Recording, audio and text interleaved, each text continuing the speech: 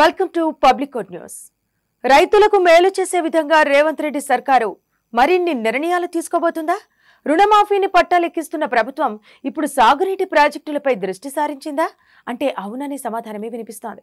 తక్కువ ఖర్చుతో రైతులకు మేలు చేయడానికి ఆయకట్టుకు నీరందించాలని ముఖ్యమంత్రి రేవంత్ రెడ్డి నిర్ణయించారని తెలుస్తోంది. తెలంగాణలో అసంపూర్తిగా ఉన్న పలు సాగునీటి ప్రాజెక్టులకు వీలైనంత తొందరగా వినియోగంలోకి తీసుకురావాలని ముఖ్యమంత్రి రేవంత్ రెడ్డి ఆలోచిస్తున్నారు. నిధులు ఖర్చు పెట్టనివి, అసంతృప్తిగా ఉన్నవి, గత ప్రభుత్వం నిర్లక్ష్యంగా వదిలేసిన సాగునీటి ప్రాజెక్టులను రైతులకు అందుబాటులోకి తీసుకురావాలని నిర్ణయం తీసుకున్నారు.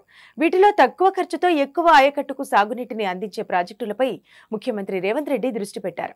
అటు గోదావరి బేసిన్తో పాటు ఇటు కృష్ణా బేసిన్లో అర్థాంతరంగా ఆగిపోయిన ప్రాజెక్టుల వివరాలన్నీ ఇరిగేషన్ ఇంజనీర్ల నుంచి ఆరా తీశారు. గత ప్రభుత్వం 10 ఏళ్లలో చేపట్టిన ప్రాజెక్టులన్నీ బ్యారేజీలు, పంప్ హౌజ్లకే పరిమితమయ్యాయి. భారీగా అప్పులు తెచ్చి కాళేశ్వరం ఎత్తిపోతల ప్రాజెక్టు నిర్మించడం తప్ప మెయిన్ కాలువలు, డిస్ట్రిబ్యూటర్లు, ఆయకట్టుకు నీటిని అందించే కాలువలు నిర్మించకుండానే వదిలేసింది. అదే తరహాలో గత ప్రభుత్వం చేపట్టిన చాలా ప్రాజెక్టులు అసంపూర్తిగా మిగిలిపోయాయి. దాంతో వీటిపై రేవంత్ సర్కారు దృష్టి సారించింది.